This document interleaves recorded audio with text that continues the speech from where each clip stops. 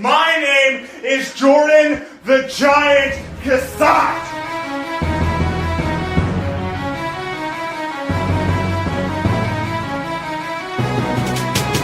What's up, guys? My name is Jordan the Giant Cassat, and you're listening to the Cassat Show podcast. Today I have a very special guest. I have Mike from Dark Parlor Originals, or you might know him from That Wrestling Club. He's a great friend of mine. Very excited to have him on the show. He's my first two-time guest. Next week I might have my second two-time guest. We'll see. But yes, very excited to have Mike on the show. This is a very quick intro because I'm currently 5 minutes late for work. I'm a fucking mess. But I just want to say I really appreciate you all listening to the show. I'm very sorry that, I've been, I just don't know what the hell I'm doing. I want to do a podcast, but, I just don't have the motivation to do it every week, to find a co-host every week. So, I might have an announcement of a permanent co-host next week or the week after, because I do want to do this every single week. I want some consistency here. But right now, it's every other week. And I'm happy with that. It's just I'm not happy with that, if that makes sense. But again, thank you very much for listening, everybody. I really hope you guys enjoy this show. Go ahead and follow me on Twitter at The Giant Cassat. Follow the show at Cassat Show. All that fun stuff. Probably going to have a giveaway soon. Shout out to Drew Venzel. He's a fucking man, just saying. So yeah. Thank you guys for listening to the show, and yeah, hope you enjoy it. Here's my interview with Mike from Dark Parlor Originals. Dead man walking. Keep rolling, rolling, rolling, rolling. Keep rolling, rolling, rolling, rolling. Keep rolling, rolling, rolling. Alright guys, today I'm joined by Mike from That Wrestling Club, or now known as Dark Parlor Originals. Mike, what's up? What's up, buddy? How you doing? I'm doing pretty good. I'm very excited. You're actually the first person that I'm having on my podcast for a second time. Oh, excellent. Thank Yes. you. That's an honor. You were actually my first guest the first time I did the show, and then now I'm having you on again, and a lot has changed. Back then, this was a little over a year ago, you were doing That Wrestling Club. Now, you're not. Very unfortunate. So now you're doing Dark Parlor Originals. If you want to go ahead and tell the listeners what Dark Parlor Originals is. So, Dark Parlor Originals is kind of a little bit of an extension from That Wrestling Club, right? Mm-hmm. So, the 2.5 years we did the boxes, I learned a lot about business. I met a bunch of wrestlers. I got a lot of contacts, and ultimately when we decided, hey, we're not doing the boxes anymore, I still had all these resources. I still had vendors and contacts and all this other stuff. So I thought to myself, well, what's something that I could do? Mm-hmm. Because I still wanted to be involved with wrestling somehow. Yeah. So what could I do that would let me still do that? Maybe not as demanding as the boxes were, and still kind of let me use my resources. So yeah. I came up with Dark Parlor Originals, and I created the name. It doesn't really mean anything, and that's what I wanted. Okay. Obviously, very heavy involved with wrestling. We're doing a lot of signed merchandise. 95% of it's Funko Pops, because that's kind of the it thing right now. That's but what's I'm slowly cool. trying to, branch out into elite figures. Mm-hmm. But the whole point of keeping it generic, the name generic, was so that we could try new things as well that might be a little bit different outside of wrestling. So I basically trying to create a brand that does everything, and that's why it doesn't say, it's not like Dark Wrestling Originals or whatever, it doesn't have the word wrestling in there. Yeah. So even though right now we're heavily geared towards wrestling, we always will be, because I'm a huge fan, and that'll never change. I just wanted something that doesn't limit me to wrestling. Yeah, and I think that's very cool. I remember when you first told me that, you're like, how does the name Dark Parlor Original sound? I'm like, what the hell does that mean? And you're like, it doesn't mean anything. You're like, it's just a cool name. I'm like, okay. And then it's still, I was like, why is he using that? It doesn't, but then it's grown on me. And now it's like, your Dark Parlor Originals. Every time I hear it, I'm like, yes. And I'm very excited to see every time you bring out new products. I wish I could afford most of them, but I'm just... you did Randy Orton recently. He's my favorite wrestler of all time, so that one was hard to see and not be able to get. But you're doing a lot of signed Funko Pops. I saw you have, is it Charlotte Flair private signing coming up? Yeah, so we worked with Charlotte on some Funko Pops, and again, we did a couple other things as well. Elite figures. Yeah. But another opportunity came up, so we're working together again. Not as big of a signing this time around, but yeah, just trying to keep that alive. I guess that kind of that connection there, and working together and doing some cool stuff. And the first time, we weren't allowing mail-ins, but this time we are. So people are kind of mailing in their, their exclusive WWE exclusive pops or the new gold 2-packs with her and Rick. And, that'd be awesome. Yeah, so it's a little different. This time people are getting, items that they may have wanted signed for a while. Yeah. That they haven't been able to get signed. Now they have a chance. If they want to mail them in, they can. So nice. When's the cutoff for that to send in something to get signed? It's next Wednesday. Wednesday. I think it's off the top of my head. I think it's the 12th. Yeah. Okay. Or, I can't remember. It's on the website. Are you also providing Funko Pops or anything like to also purchase, or are you just taking mail-ins? No, yeah, we have the regular pop, Charlotte, in the green robe, and then we have a few WWE exclusives. Not a lot. We have a few of those, and we have a few of the 2-packs. Now, of course, the 2-packs are only being signed by Charlotte. They're not being signed by Rick as well. So, but if you want to get half of it signed from us, you can, and then always take the other half and get it signed by Rick at a convention or something. He seems to be a pretty easy signing to find, but I doubt it will be much longer. I hate to say that, but Ric Flair, that would be awesome to have them both signing a Funko Pop there. That'd be great. Oh, yeah. Or even maybe you could set up a private signing with Ric Flair next, and people can send it back in and get that side. That'd be a little scary. We did a signing with Rick. Actually, I think he was the second pop we did. The first one was Shawn Michaels. So we did a signing with Rick already. Yeah. Rick is a very unique character, and he is quite pricey, especially with him having all of his different health scares. His demand has gone up and his rates have gone up. And understandably so. Yeah. And so, I don't know if we'll get another one with him or not, but that'd be awesome if we did. A couple years ago, he was at a local indie show around here, and they brought him in as a special, just an autograph signing, and he was featured to come on the show and talk a little bit. So, we waited in line for 2.5 hours. It's the longest I ever had to wait in line at an indie show to meet somebody, but it's Ric Flair. So Ric Flair's like, holy shit, it's Ric Flair. We waited in line for 2.5 hours. Then we get up to the line, and they're like, oh, we're going to have to cut off the line. He's not feeling good. He's feeling sick. And I'm like, oh, hell no. I just waited in line for 2.5 hours, and I paid for this already. I'm getting an autograph and a picture of Ric Flair. And then they come back, and they cut it literally right behind me. The person behind me did not get an autograph. Yeah, I've heard stories about Rick, because we did a wrestling convention here in Orlando last year, and one of the guys we were trying to bring in was Ric Flair, and although I didn't actually work with him, I heard stories from people who have worked with him, and they've said stories like that, if he's booked for 3 hours, he will not stay past a minute. Yeah. Even if there's fans still waiting in line, whereas other wrestlers, like I think Bret Hart was one guy. They said if there's a couple fans in line waiting, he'll stay another 10 or 15 minutes to take care of the fans. But Rick does not care. He packs up at the end of his 3-hour shift and he's out. So that doesn't surprise me about Rick. Yeah. It was weird, though, because they're like, oh, he's ready to go. He doesn't feel good. And then we're the last people in line, and he just sits there and talks to us. And, he just, they had these, little 8x10s that had, the show logo and, a really, weird picture of him on it. And, he was, just talking to us, and he just kept signing them. And then he just handed us the random signed stack. There was, 5 or 10 of them. And I remember I found some of the people that were behind us in line waiting, and I gave them. And you handed those out? Yeah, I still have a few of them. It's funny, though, because he was testing out markers on them. You can see it. It's pretty cool. Yeah, but Ric Flair, that was probably one of the cooler people I've met. It's just I don't know. It's Ric Flair, so it's just insane. You're just like, holy crap. So But yeah, so you're working with Charlotte.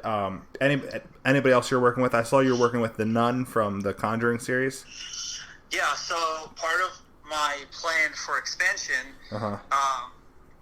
obviously doing a lot of wrestling Funko Pops, and I think at this point, we've done Randy Orton. We were going to do Batista, but he asked for way too much money. Yeah. And the response that we got from people were, because they were going to be like $100 a pop, and the response we got from customers were that, I would not pay that for a Batista Funko Pop. And so we skipped him just because of his pricing. We worked with Randy, we worked with Sean, Ric Flair. So in this series that's left, Trish Stratus is probably not going to happen because Trish Stratus is selling her own Funko Pops on her own website. So she's trying to keep them pretty exclusive for herself. And she signs them through her website? Yeah. Okay, yeah, you're probably not going to get her. She's keeping them all to herself, which is, again, understandable. Yeah. Undertaker, obviously, I probably get asked about him the most. But you could probably do it, but it'd probably be super expensive, right? Well, yeah, and I'm willing and ready to make a high dollar, in my opinion, a high dollar offer, but just when I bring up his name, everybody just kind of like shuts me down. Oh yeah, that's not going to happen. Yeah. Like nobody explains why. Yeah, I get it, it's the Undertaker, right? I understand all that, but it's just like nobody wants to talk about it. Yeah. It's like he doesn't even know my offer. It's not like we got to the point where, hey, here's my offer, and okay, yeah, he doesn't accept it. We can't even make it that far. So, is it going to happen? I don't want to say no, because I don't know. But right now it doesn't look too good, but you never know. Yeah. With him. So the only other one I think I have is Becky in this series. And, obviously I'm working on Becky. I feel like she might do that. Yeah, definitely want to try to get Becky.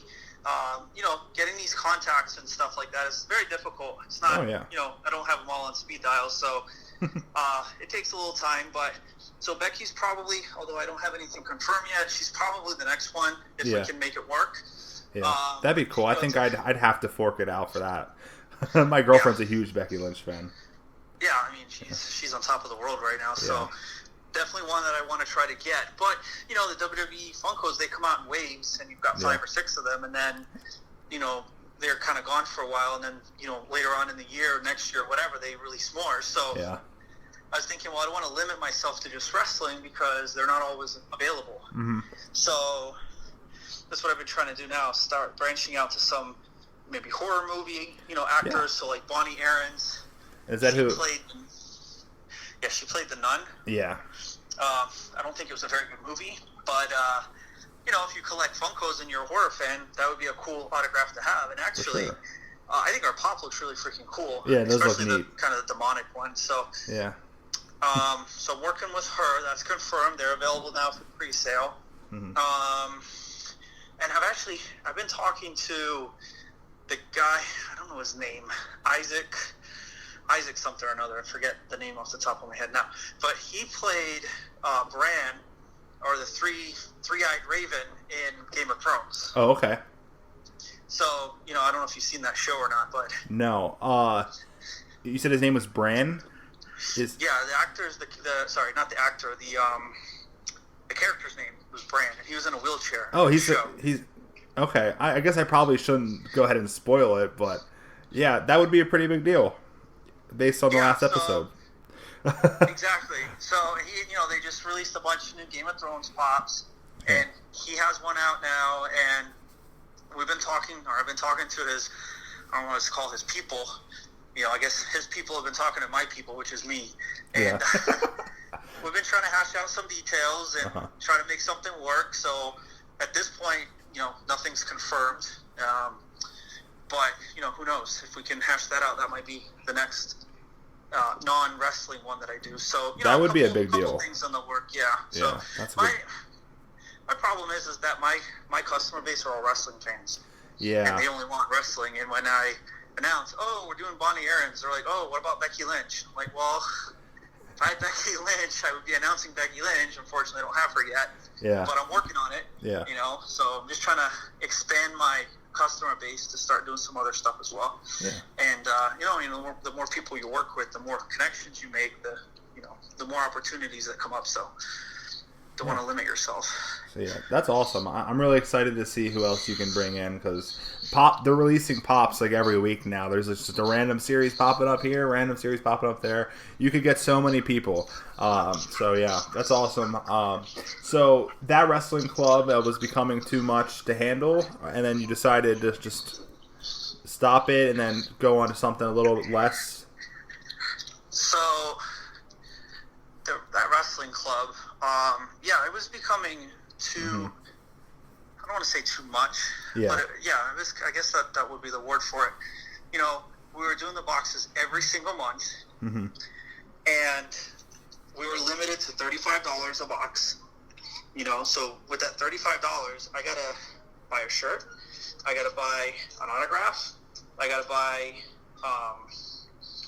pins and DVDs or whatever, and try to fill Mm-hmm. this little mystery box every single month. Yeah. And, there wasn't a team of people like Pro Wrestling Crate.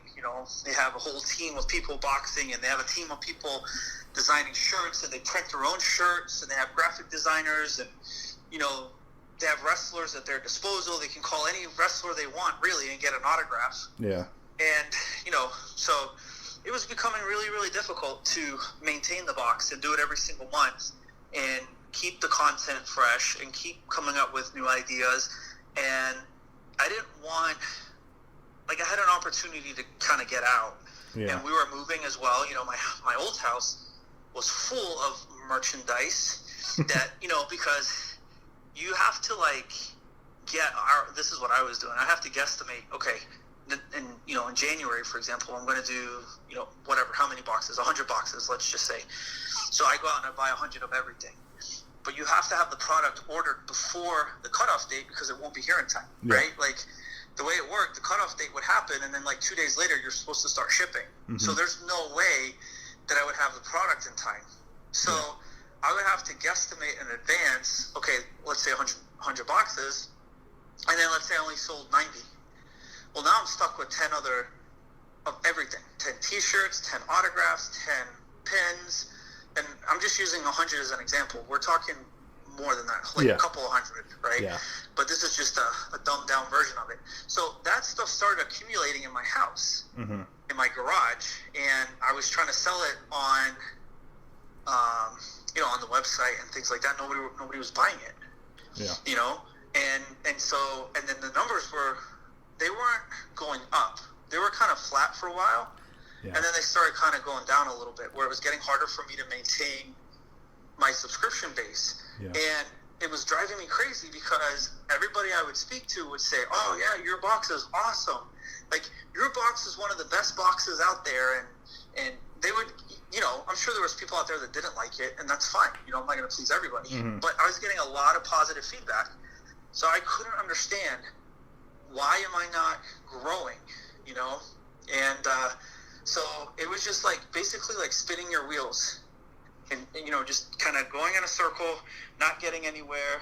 We were getting more and more merchandise in the house. I was working really hard to maintain it, trying to come up with new ideas, trying to keep it fresh, and my numbers weren't growing. And it didn't matter what I did, it wasn't going up. And then there was a lot of competition too. You got, Pro Wrestling Loot, then you had Wrestle Crate, which I think Wrestle Crate ended right after I did. Yeah, right and then after. You got Pro Wrestling Crate that they're growing really fast, because of course they have the reach.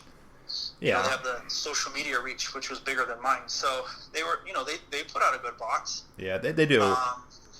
So, it just felt like the fact that we were moving to a new house, and, I had Pro Wrestling Crate was interested in the boxes and the subscription count, or the subscriber count, to merge it with their boxes. It just felt like it was the right time, because I think if I continued to do the boxes, eventually the product was suffered. Yeah. And I didn't want that to happen. And then, it would have, would have sucked. And I wanted to go out kind of on top. And we did a lot of really cool stuff that other boxes weren't doing at the time. I mean, I think we're still the only box to do a signed autograph, Funko Pop. I think we did 3 of them. Yeah. So it was a lot of fun. I enjoyed doing it while I did it, but towards the end, it was just becoming too much for me. I couldn't figure out why my numbers were going down. I think it was just competition, other boxes out there. And, people can't afford a box every month. Yeah, I can agree with that one. Yeah, I mean, I could at one point. Trust me, I get it. Yeah. Like $35 plus shipping every month is not. It's like almost $50. Yeah. And that's a lot of money. I get it. I'm not trying to say, oh, it was only $50. Why the hell was nobody buying it? No, I get it. $50 is a lot of money, but it was also on my end a lot of work for very little return, and that's why I just had to kind of cut my losses and say, okay, this was fun while we did it, but I can't keep doing this anymore. We were getting a lot of return out of it. That's I guess. It's understandable. I remember you even warned me saying, hey, I'm just letting you know there's going to be a big announcement, and I was still upset when I saw it. I'm like, oh, man. And I wasn't, like, I think there was like a year that I didn't even get your box at the end there just because I couldn't afford it. But I was always here for you, and I was always like extremely excited to see it was in the boxes on all the YouTube videos and stuff. But yeah, that was upsetting when you stopped. But like, I completely understand why. And what you're doing now at Dark Parlor Originals is awesome. I'm really excited to see where you keep taking it. So yeah, what were some of your favorite memories doing that wrestling club? My favorite memories doing that wrestling club. Wow. I mean, the reason, like, I'm not a money-driven person, right? Obviously, if you're in business, you're in business to make money. If you're not in business to make money, you're losing money. What's the point of being in business, right? Yeah. So I get all that. But that's not what motivates me. What motivates me in business was the experiences that I had along the way. Because when I started that wrestling club, I didn't have any sort of history with wrestling. I was just a fan that I think I saw an unboxing. I think it was Wrestle Crate, the original Wrestle Crate that somebody unboxed. And that was like what tricked me into saying, you know what, I want to try this. And that's kind of how it started. And it was just, I'm not from, a wrestling background or have a ton of connections in wrestling. In fact, I remember when I did my first box, which we did the Hulk Hogan autograph. I still don't know how the hell I pulled that off. I'm staring at it right now. The second box I did, I think it was an Al Snow autograph. Yep, Al Snow and James Ellsworth, I think. Yeah, I was literally winging it at that point. I didn't have like 6 months of autographs lined up, and I honestly thought that the autographs would be the hardest part of the box, and it was the easiest part. Yeah. So my memories are the experiences that I had along the way, and doing the WrestleCons with like Kevin Nash, and Mean Gene Okerlund and Al Snow. I mean, Al Snow's a smart dude, right? Like he was giving me all kinds of marketing help, and at this point, I'm 6 months in on basically an idea that I had. 6 months in, and here I am at WrestleCon talking marketing strategies with Al Snow. I mean, as a fan, and you don't have to be a big Al Snow fan. I'm not going to sit here and say, oh yeah, Al Snow's my favorite wrestler. But growing up in the during the Attitude Era, and Al Snow being as popular as he was with the whole head gimmick and stuff like that, and now all of a sudden here I am. Okay, I'm an adult now. I'm not a kid anymore. But this is a guy who used to watch on TV every week, and he would run around with the head. And now we're standing here talking about, hey, have you tried this? Or hey, why don't you give this a shot? You know what I mean? And hanging out with Mean Gene and hearing that legendary voice. Like, I remember Mean Gene butt dialed me once, and it was the funniest thing ever. And we did WrestleCade together, like right before. That was in November, and he passed in January. So, wow. Yeah, I don't think I was the last event he did, but probably one of the last few events that Gene did was with me. And There was a picture actually. He retweeted it on his Twitter account, and I think it's the last thing he retweeted. It's a picture of him and I, and he's got me in the headlock. Oh yeah, I've seen And that. yeah, and so that for me is why I like doing this. I'm not like, okay, I'm gonna wake up and make $50 today. It's like, holy crap, next weekend we're gonna WrestleCade with Mean Gene, and it was a blast. Yeah. And while I was there with him at the hotel, Jim Ross came over, and Jim Ross is talking to him. So I'm just sitting there at the table, and you hear them talking to each other, and it's just amazing to hear the stories and whatever they were talking about at the time, and just being again a fan. Mm-hmm. That's what I am. I'm a fan. So I'm like marking out, Yeah. listening to that. You know what I mean? And then Bruce Pritchard is sitting at the bar Uh-huh. with Kane, and they're talking, and I'm like, oh man. So I'm over here at the bar hanging out with Bruce, and it just, for me, that's what it was. That's was awesome. the experiences, all the different private signing opportunities I had, getting to meet all the different wrestlers. I met a ton of friends Mm-hmm. through the subscription boxes, like you Yeah. and Dan, and my buddy JT, and I met a ton of people, and then a lot of people online as well. So Yeah. the pop culture junkie, I know if I don't give him a shout out, I'll hear about it. Oh, you probably would. I think I'd hear about it. There's a lot of them for me to name, but yeah. So to kind of sum up your question, and I know I ramble on a lot. I'm sorry. You're okay. But yeah, just the people I met, the experiences along the way, that's what's important to me, and that's why I like Dark Parlor, is because I don't have to worry about doing a T-shirt every month, and I don't have to worry about a new pin every month and finding an artist that can design this for me. And okay, now WrestleCrate's using the same artist I'm using, so my shirts look the same. So now I need to try to find somebody else, and I just have to worry about my Funko Pops. Yeah. And I can, if I want to take, let's say, the month of September off, and I don't want to do any signings, I can. Yeah. And maybe I'll set something up for October. I can kind of dictate my own schedule, because the wrestling stuff's not my full-time job, right? I have a full-time job that I do. So this is my side gig that I just do for fun. So the flexibility that Dark Parlor gives me is better than that wrestling club. That wrestling club, I was tied down to a monthly subscription.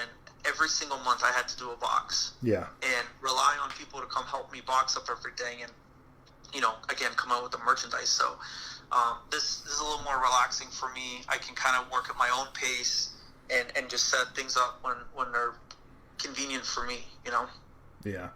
Yeah, and that's pretty cool. I, as a wrestling fan, one of my favorite things I've ever done in my entire life was come down to Orlando for WrestleMania 33. But really, it wasn't for WrestleMania. It was getting to hang out with you and at WrestleCon, seeing all the wrestlers that you had there. That WrestleCon, literally, like that wrestling club was everywhere. It was awesome. And then I got to work with you with Sting. That was pretty cool too. I still, like yesterday I was talking about it. I was like, yeah, I got to hang out with Sting and give him all these Funko Pops to autograph, and I was like, for that wrestling club, and it's just it's a memory that I will always have. So it's pretty cool. Yeah, exactly. That's what it is, man. It's all about the memories. And yeah, I remember that WrestleCon. I think we gave out 100 free T-shirts. Yep. I got AJ Styles autograph at that for the box. Yep, I remember that too. That was cool. Remember we went to Tijuana Flats, the best burrito ever. I need to get there ASAP. Yeah. They still ask about you. Yeah, I bet. Tijuana Flats, and I remember you had to leave because you were going to get some AJ Styles autographs. Right. Yeah, I remember we tried to throw you our AJ Styles Elites. We're like, hey, I think you did get Chris one. No, that was cool. Yeah, I did actually. Yeah, Chris got an AJ. Yeah, and I forgot my AJ Elite. I didn't think it'd be necessary because he was doing a VIP signing. I was like, there's no way I'm going to get... And for some reason, he had his in his car. And of course, opportunity rises. But yeah, that was awesome. Orlando was great. I need to come down there again soon. We're actually planning a Disney trip. Yeah, so... but yes, one thing I would actually like to see you do with Dark Parlor Originals is maybe bring back pins every once in a while. Like the pins that you were doing were awesome. You had like different artists doing them.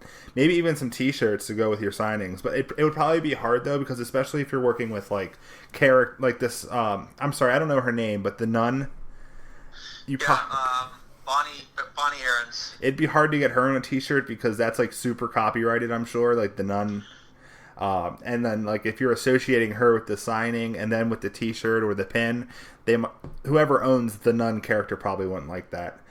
But I think it'd be cool if you could, like, get some kind of pin to go with the signing or whatever and sell it separately or sell it with an upcharge with the... Just an idea. Yeah, no, and that's what it boils down to. I can literally do anything that I want through the Dark Parlor name. Yeah. And you know, I just have to have the support from my customers, right? And my customers, I have some of the best customers in the world, but they like wrestling. Yeah. And that's kind of where we're at right now, is we're going through this transition, you know, some growing pains to try to establish myself as not just a wrestling brand. Again, we want to have a very heavy focus on wrestling, but why can't we do other stuff as well? Yeah. And that's why we're doing, like, we did the Chucky pop, and we're doing the Nun pop, and I want to try to get into the Game of Thrones, and it's like a hodgepodge of everything. Yeah, hey, that's cool. Yeah, I think so, you know, because I like all that stuff. And, you know, T-shirt licensing, that could be something, but right now, it's not really obtainable for me because I don't have a strong enough base that would buy, like, a Halloween T-shirt or, you know, a Friday the 13th T-shirt. Like, I'm sure I have a couple customers that would do it, but I don't have enough to justify a license. But eventually, that's what I would like to do, is be able to acquire a license to do different things, like a Nun T-shirt, for example. So I don't, you know, I'm not necessarily working with the actress, but working with the guy that, or the company that owns that right to do the shirt. Yeah. But I'm not going to go out and, you know, spend a ton of money on a license to sell 3 T-shirts. So it's just going to take some time. But that's what the Dark Parlor brand is. It's supposed to be just generic enough, like Hot Topic. Like, what does Hot Topic mean? Yeah, nothing. But they have everything. You can go to Hot Topic and buy all different kinds of licenses. And that's kind of what I want to do, is eventually get to that point where we're doing everything. Yeah, that's awesome. So I'm just trying to think. To get a T-shirt, like, do T-shirts or pins or something, you'd probably have to do a pre-sale, and then you'd have to sell, like, a certain amount, and then be like, okay, yeah, we're actually going to do the sale, and or cancel the orders. If then it'd probably be pretty annoying, unless you know it's going to sell, which I'm sure you have some great artists that you work with, so it'd probably be do pretty well.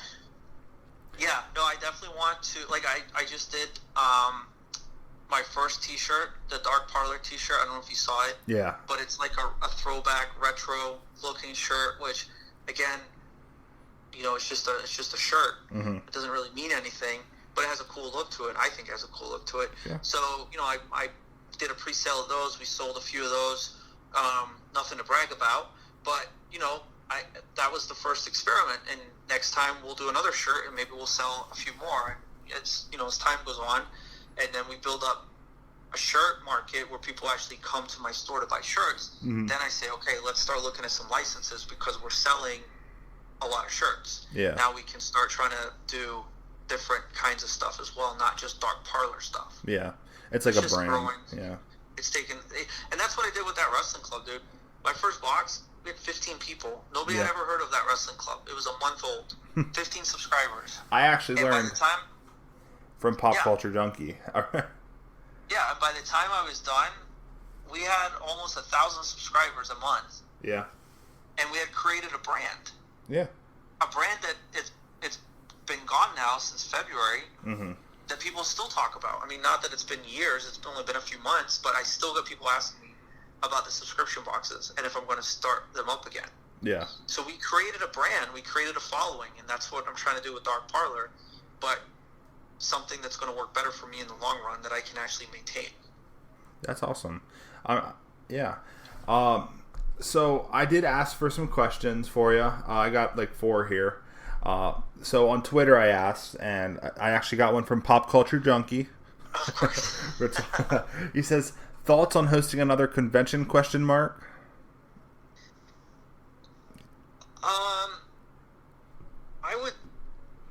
I was thinking about it. Orlando's a tough market for anything. Yeah. Because it's such a tourist area. So the first convention we did, we had a decent turnout, but it wasn't what I expected. Yeah. and I lost a little money, not as much as it wasn't as bad as I thought it was going to be, Yeah. but once it was all said and done, we didn't do as well. Like, we didn't make any money. Mm-hmm. But it was the first one, and that's Yeah. going to happen. And it's Orlando. And everybody kept saying that Orlando's a tough market. Why are you doing a convention? And I think we were dead in the water because I was reaching out to all kinds of promoters that, I don't know if you know how conventions work, but, somebody rents the space and might bring in, like, a really good guest. And then, promoters out there will bring in other, maybe smaller talent, and they sell autographs and stuff, and they kind of make deals between them, and they make money at their tables. Mm-hmm. And I don't really make anything off of, Joe Blow wants to bring in a wrestler for a signing. I don't really make anything off that signing, but I would maybe see some ticket sales at the door for Yeah. people who come in to meet that person. So my original plan was to do this convention. I was actually talking to Bret Hart's manager, Mm-hmm. and Bret was going to be my headliner here in Orlando. And nothing was confirmed, but, we were in talks, and then, a few months before, Bret ended up signing a deal to go to Europe instead, which was more lucrative for him. And, again, they never confirmed with me. We didn't have a contract. They didn't back out of anything. They just said that the date was available, and they would let me know once it got a little closer. Because we're talking like January here, and the event was in, I think it was July. Mm-hmm. So we're talking like 7 months out, right? It's a long time. So, by the time April rolls around, he's like, yeah, we're not going to be able to make it. Sorry. So I had to switch to plan B, which was Kevin Nash and Scott Hall. And we did really well with them. They were awesome.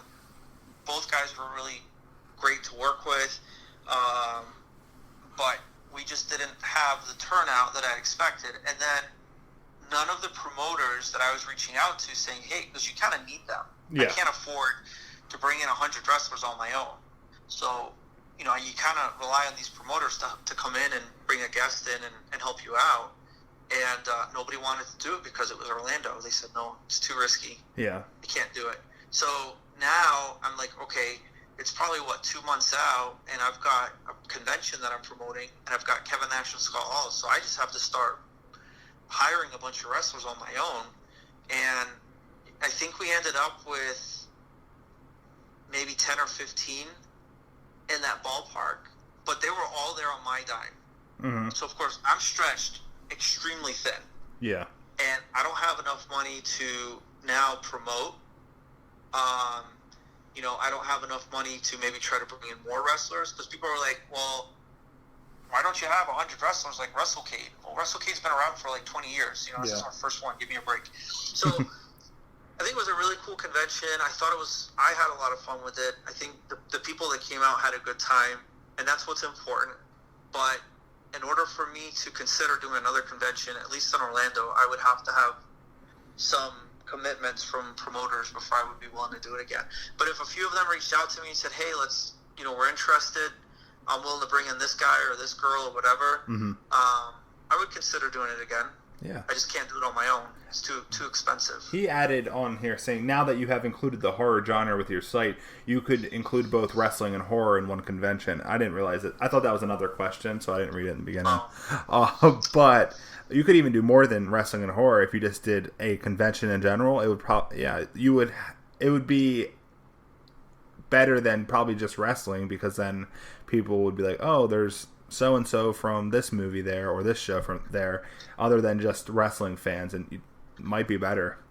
Yeah, they have, here in Orlando, they have a huge horror convention, probably one of the biggest horror conventions in the country. Spooky Empire, I think it's called. Yeah, I've and heard of they them. just announced that it was moving down to Tampa. Okay. So obviously now there's an empty spot. But the issue I have with that is right now I don't really have a lot of horror contacts, right? Like, I have a couple now because I'm starting to build that market again. In 2 years, after doing a bunch of horror stuff, maybe I would have more contacts available to do a convention. But right now, if I wanted to do a convention, I wouldn't even have enough people to fill a couple of tables. Mm-hmm. You know, you gotta that all takes time. So Yeah. Hey. but hey, you never know. Yeah. You never know. Georgia Girl UGA asked, would you ever consider doing mystery sub boxes again? I don't think so. No. But again, I'm not. You know, you don't want to rule anything out, and I'm very. What's the word? Let me think of it for a second. I'm very like impulsive. Mm-hmm. I guess would be the right word. Like a lot of times I don't really sit and think things through all the way. Like I see an idea and I just go for it, which has a lot of times worked for me, and a lot of times it's burned me. You know, but if I didn't have that impulsive desire, then I probably would never have had a convention. If I had sat down and really thought about it, I'd probably be like, "No, this is too risky." Yeah. But I did it. Yeah, I lost a little money, but I had a blast. Hey. So who knows? You know, who knows? In 6 months, I might wake up and be like, "I want to do another sub box." But right now, I just don't think so. I think it's just too much for me. And like I said, Pro Wrestling Crate, I know they have the market, and a lot of people like them. I know a lot of people don't like them. I'm split on them. They do have, I like their shirts, but usually they have they have 3 shirts in a box, I'm pretty sure, and usually like they have like a random person like I don't even know on the indies, and then they have like a legend. Sometimes they have 3 solid shirts, but very rarely. And I don't like those little mystery brawler guys they have. I don't think they're good quality.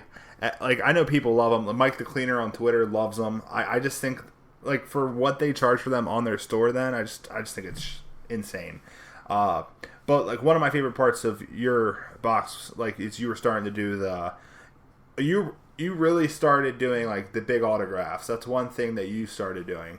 But then you started doing the Funko Pops, and that was awesome. The signed items, the elites, I liked those. So I don't know. I think. You know, it was never competition for them, in my opinion. They're too big. Yeah. And I mean, they're backed by AEW, which is, you know, a new wrestling promotion. I mean, you know, they've got people like Cody Rhodes and the Young Bucks and Kenny Omega at their disposal. Hey, Cody, I want to do a shirt with you. I'm sure it's like, yeah, no problem. Yeah. You know, I didn't have that. Mm-hmm. So I don't own a t-shirt shop, so I wasn't able to print my own shirt. So, you know, everybody's like, well, their box is cheaper, and they do 3 t-shirts. Well, yeah, they own a print shop. Yeah. You know, they're making their own shirts at cost. I don't have that. Like, my shirts were getting made at a print shop that I was having to pay to make them. So I was paying more money for my shirts. Mm-hmm. So I was like, well, what am I good at? What can I do that's different? And I focused on autographs. Yeah. So I thought, you know, for me, like, the shirts are cool. I like the shirts. Obviously, all the shirts we did, I like them. But if I was buying a box, I would want autograph stuff. Yeah, I like autograph stuff. And I do understand that, like, some people don't like autograph stuff because if they want an autograph, they want to get it in person. Yeah, and I understand that. And I think that's, you know, that's great. I don't disagree with that at all, and I understand a lot of people are like that, and that's cool. Mm-hmm. But yeah, I couldn't do shirts, and I was like, I don't want 3 shirts a month. That's a lot of shirts. Yeah, you know, am I ever going to wear all these shirts? That is a little ridiculous. So yeah, I focused on autographs. I just thought it was cooler. All of their stuff is also like considered exclusive to their box. You can't get it in stores like Elites or Funko Pops and stuff. You can't get those. Yeah, but they usually come off pretty cheap quality. So, like, half the time I don't even care anyways. But well, I know, but, you know, that's true. You know, I would get that a lot, too. Well, this is great. I got this Funko Pop, but I can go get this anywhere else. Well, yep. Exactly. You can, you know. And then, you know, you put out a $35 box that I thought was pretty valuable, and then they would say, well, it's not worth $35, you know. So everybody's entitled to their opinion. Yeah. You know, that's fine. But a lot of people are, you know, they like the exclusivity. They like the micro brawlers. You know, like you said, you don't like them, but a lot of people do. Yeah. They like the shirts, and they liked, all that stuff. And here I am, basically everything in my box, apart from maybe the shirt and the pin, you could get it in a store if you really wanted to. Yeah. And, if it was a pop that you didn't want, it didn't hold any value to you. Mm-hmm. Whereas, if it was like a chase or something, it'd be a little different. But if you got a pop you didn't want, and the retail's $10, in your mind it's worth $2. So I'm thinking, oh my God, this box is worth $70, $80, and then people are like, it's not worth $30. Yeah. And you can't argue with people's opinion on value. So Yeah, you're right. it's just what it is. We have the That Wrestling Club Facebook group that you started when That Wrestling Club was still around. It's a pretty active group. You plug your Dark Parlor original stuff in there, but it seems like a lot of people they post what they get and stuff, and it's a pretty fun group to have around. I did post that I was having a podcast with you, and I asked for some questions, and Bob Steger wants you to announce the Braun Sweepstakes winner a little early before 10K. Or a promo code for the upcoming Charlotte signing. I told him I would see what I can do, but I highly doubt it.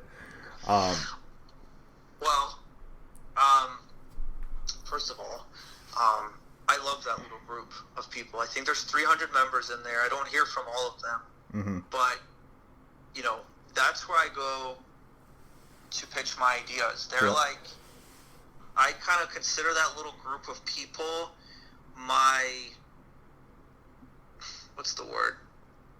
They're just like my go-to to run ideas by.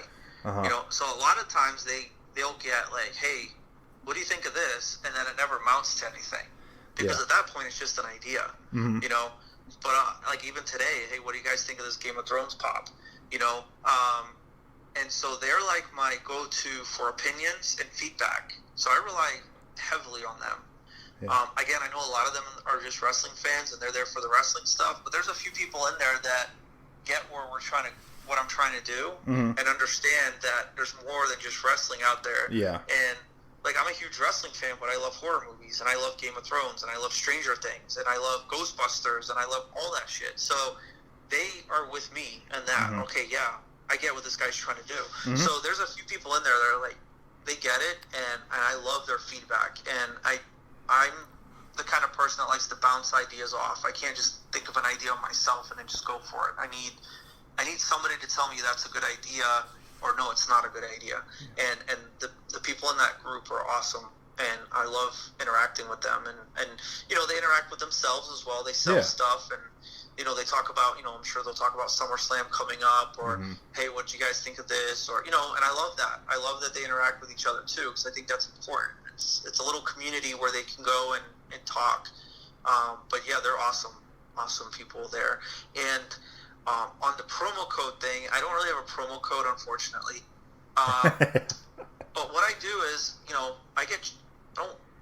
I pay for my autographs, and I don't have a huge markup. So,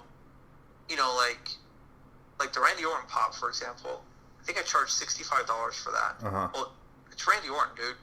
He's not a cheap autograph, and his pops are not just out there. They're not easy to find. He doesn't sign at airports. If you go meet him at a convention, you're going to pay a lot of money. So, when I get my pricing and we work out our deals, there's a little bit of a markup because I have to make it kind of worth my time, but it's not that much. Yeah. I try to keep my prices very competitive, so when people ask for promo codes, I sound kind of like a little bit like maybe a jerk or a cheap ass, and I'm not trying to be. It's just that I've kind of marked them so low that I can't afford a discount code. That's understandable. I've seen other companies out there that sell Funko Pops, and they might sell a Randy Orton pop for like $100. Mm-hmm. I saw there's pops that have sold on eBay for over $100 for Randy Orton. Yeah. So I could be like, well, screw it, I'm going to try to get $100, and then when they don't sell, then all right, here's a 20% off discount code. Yeah. But I just try to keep them as affordable as I can because I want people to be able to buy them. Like, I want to give people something that they might not necessarily be able to go get on their own because they don't live near a city that hosts a convention. or Yeah. they don't live in a market that WWE comes to very often, or I have a ton of international customers where they know if I don't buy this Funko Pop, I will probably never get this item signed. Because I live so far away that I'll never have a chance to meet Randy Orton, for example. So that, for me, I'm giving them the opportunity to add that to their collection and give them something, like a cool item. Yeah. And I just try to keep the prices as low as I can. Yes, that's cool. I think your prices are very fair. I've never seen one I'm like, oh, that's kind of high. But I'm just broke as hell lately. But today, lately I've been trying to treat myself and actually buy a figure or two. I've been buying a lot of action figures lately, actually. But every time I see that Randy Orton Funko Pop with the orange paint pen, I'm just drooling. And today I texted you. I'm like, do you have any left over? And you're like, nope, sold out. I'm like, damn it.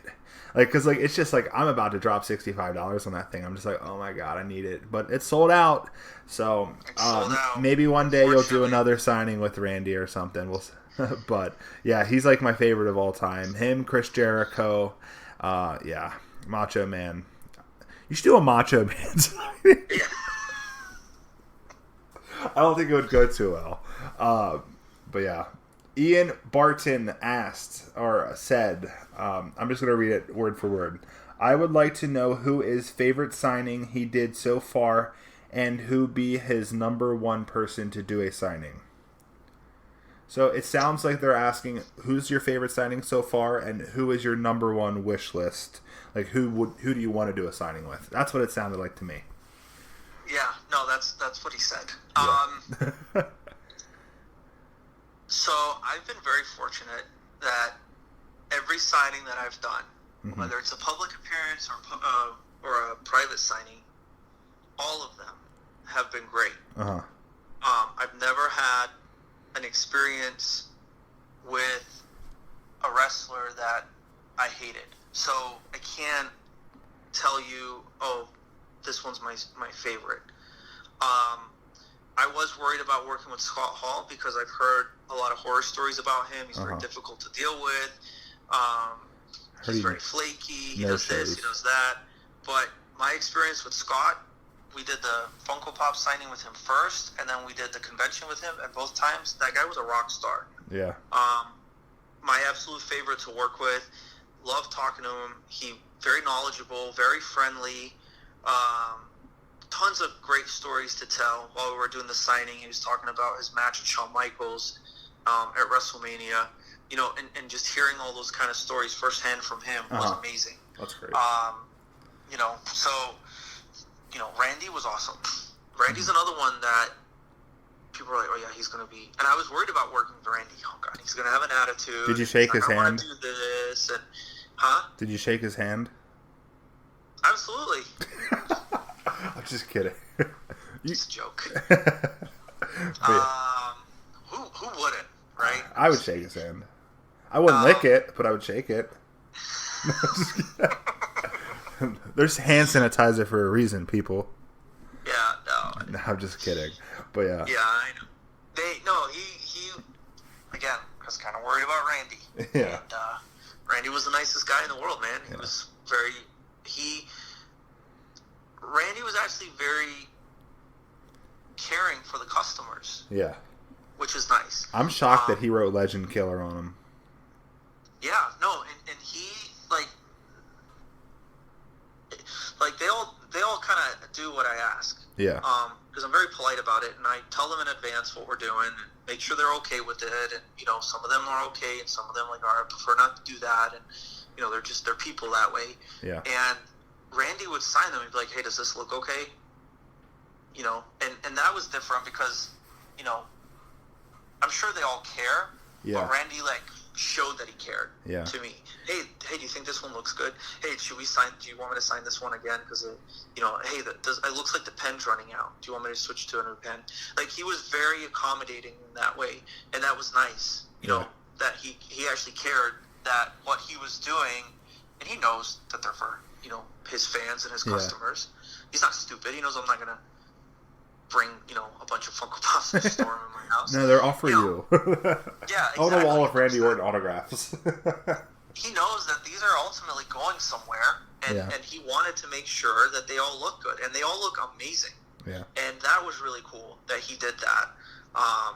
He just, and it's funny because a lot of people don't like Randy Orton. Uh-huh. But I can tell I bet Pop Culture Junkie didn't buy one.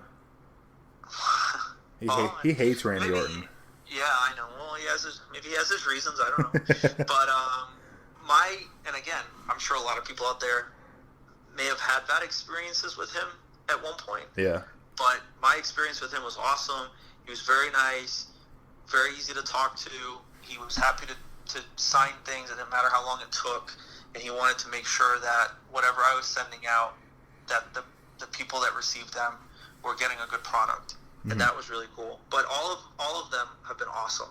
And definitely my, if I could pick one wrestler, it would definitely be The Undertaker. I've said that 100 times. That'd be awesome. That, as a kid, when I was growing up watching the Attitude Era, because that's when I started watching wrestling, right back in the late 90s. And he was always my favorite. And, all the way through his career, he's been my favorite. And, I met him once at a convention. It was very brief. Yeah. But I got my belt signed by him. And that was really, really cool. But if I could set up a private signing with him and do a Funko Pop signing, that would be absolutely amazing. And he's definitely the one guy, if I could pick anybody, he would be the one. And I'm hoping, one day that happens. You just never know. I'm very persistent. So I've been able to get some of the great opportunities I've had. I'm very persistent. I'm very willing to try and keep trying and flex where I need to. And sometimes they ask for more money than I want to pay, and I give in and I say, yeah, let's do it. Because to me, it's an opportunity to work with somebody. So, if he would just get back to me, that'd be great. Yeah. Well, if you do The Undertaker, I'll pay for it. I'll pay for it. That month. I'll just go broke. It's whatever. I'm still pissed. I'm gonna probably be pissed for a while that I didn't give in on the Randy Orton one, but hey, it's whatever. And we had Randy up for a month. I know. It's just in my head, I'm just I can't do it. And then when I finally saw it, you actually got it done, and I was like, oh, fuck. Why didn't I do it? Yeah, and the other one's Bret. I had Bret up for a month. Oh, I don't care about Bret Hart. I'm not a fan. Bret's the next signing for me. I'm pretty excited about that. You didn't do him yet? No. His pop is actually... I don't have it yet. Oh. Funko gives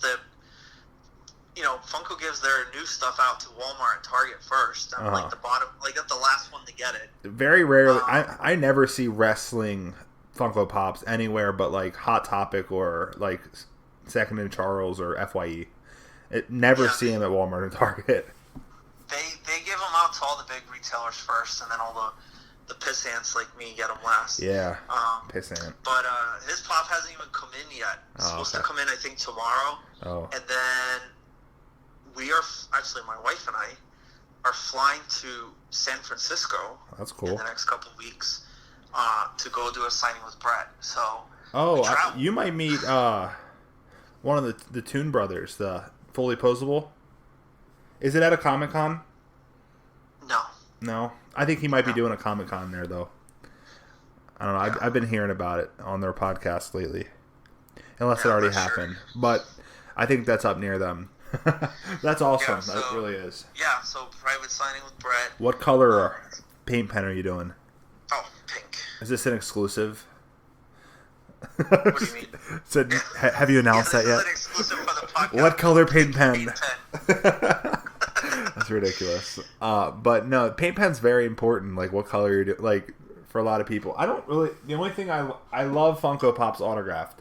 Don't care for Elite figures autographed. So I either need 8x10s or Funko Pops autographed. But paint pen, what color you do is very important to a lot of people. Yeah, I think so too. And I'll buy a few and test them out. Yeah. To see which one I like. And I try to switch it up. Everybody's like, why aren't you doing red for Randy? Well, I've done red with Rick, and I did red with Sean. No, so orange. Different. I'd be pissed if you did any other color than orange. Yeah, I mean, I'm sure if I seen them, I'd be like, hell, that looks awesome. But no, orange just looks so good. Like, yeah, and like what made me think of orange is when Randy comes out, to the ring, it's all like fire, right? Yeah. Like, just I don't know. When I think of Randy, it sounds strange, but when I think of Randy, I think of orange. And like when I think of Shawn Michaels, I think of red, probably because he's the Heartbreak Kid, right? Yeah. And I think of Ric Flair, I think of red because he's his red, his red robes, especially in that Funko Pop. And then of course you think of the Undertaker. What color do you think of?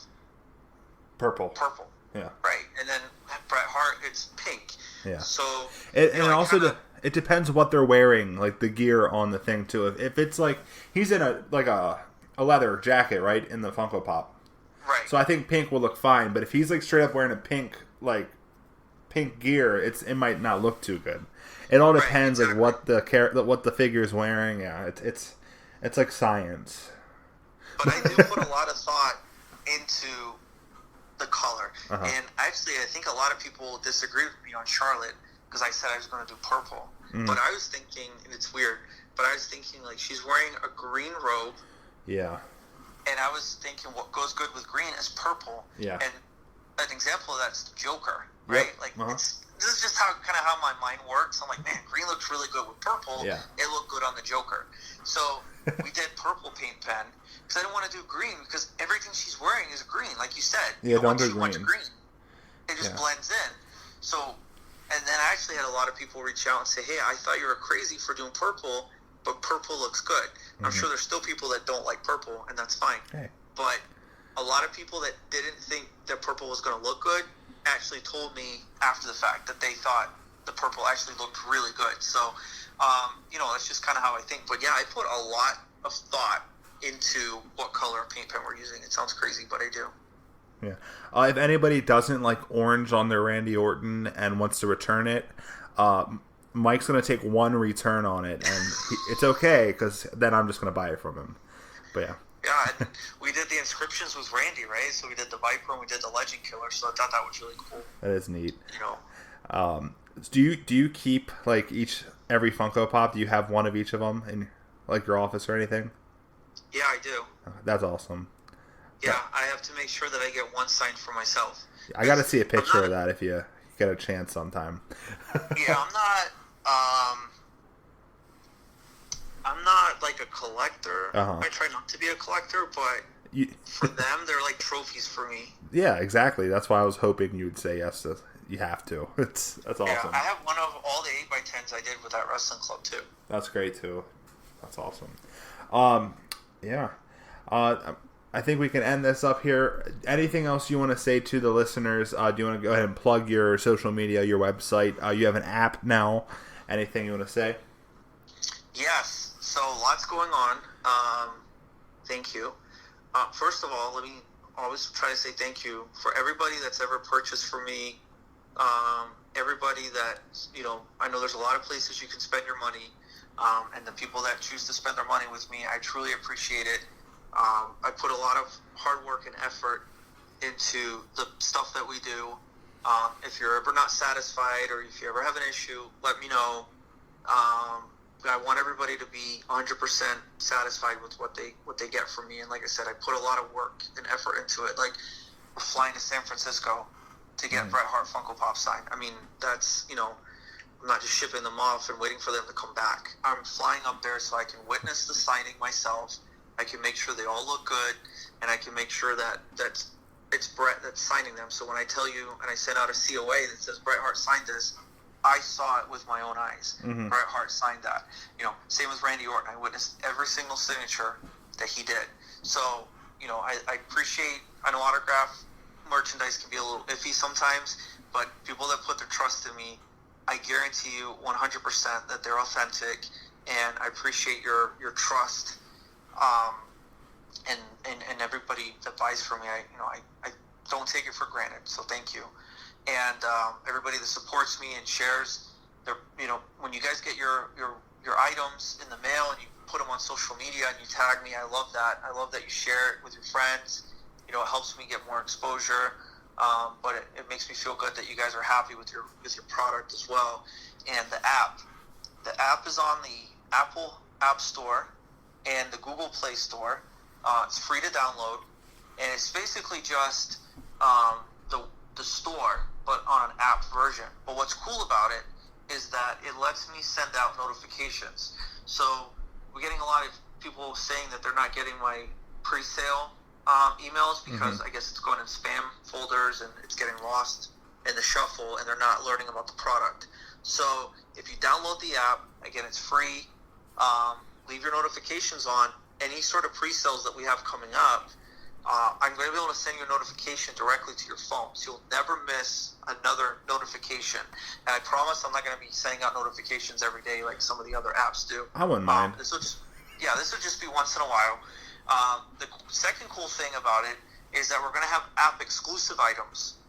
So I don't have a lot, but I have a few Shawn Michaels pops left over from when we did the signing with Shawn that I've been holding on to specifically for this. So those are going to be going on the app very soon. I don't have a specific date yet. I have to go through and kind of do an inventory count of exactly how many I have. But if you download the app, you might have a chance at buying a Shawn Michaels Funko Pop. Obviously, that doesn't mean it's guaranteed, but they're not going to be available on the website. It's app exclusive. So we're going to start doing some app exclusive product, starting with the Shawn Michaels Funko Pop, and then private signings and that kind of stuff is all going to be through the app. It's not going to be on the website. And then the other cool feature that it has currently is that if you use the app, you're going to get 15-minute head start on any pre-sales. Nice. So, if we can sort something out with Becky Lynch, for example, and we announce a pre-sale and you have the app, you'll get first dibs because you're an app user. So 15 minutes early, and then 15 minutes later, the website they'll go live on the website. So right there, it's free. You'll get notifications straight to your phone. You'll never miss another pre-sale. Yeah, you're going to get opportunities at app-exclusive merchandise, and on top of that, you're going to get early access to pre-sales. So that alone, I think it's a steal. So I definitely want to put a lot of focus on this app. It's a huge game changer for me, and I'm extremely excited about it. So, check out the app, and again, thank you to everybody that picks up my stuff. I appreciate it. Yeah, yesterday I got, because I downloaded your app the other day, and yesterday I got a notification. It just straight up says, Charlotte Flair private signing. We are working with Charlotte Flair on an upcoming signing, and mail-in items are welcome. Click for more details. Like, that's awesome. Like, it definitely kept me informed. I know that if I want a Charlotte Flair autograph, I can send in something and get it autographed. That's awesome. Like I said before, I'm extremely excited to see Dark Parlor Originals grow. I'm very happy that I could have you here on the show to plug some products. Very exciting stuff. So thank you very much, Mike. And everybody, thank you so much for listening. If you like the show, please go ahead and give us a 5-star review on iTunes and subscribe. Yeah, that's important because you want to know, just like if you want to get the app for him, you want to subscribe and get updates when I upload because it's not every week. So thank you for listening, and you'll hear us when you hear us. See ya. My name is Jordan the Giant Cassat.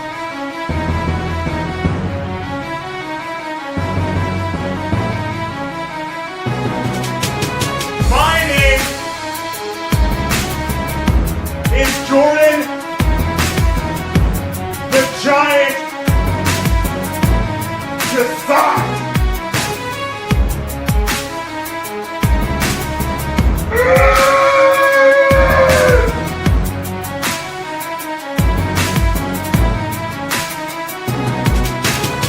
My name is Jordan the Giant Cassat.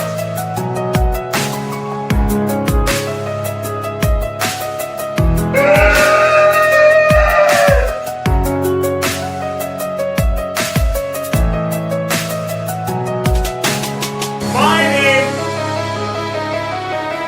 is Jordan the Giant Cassat.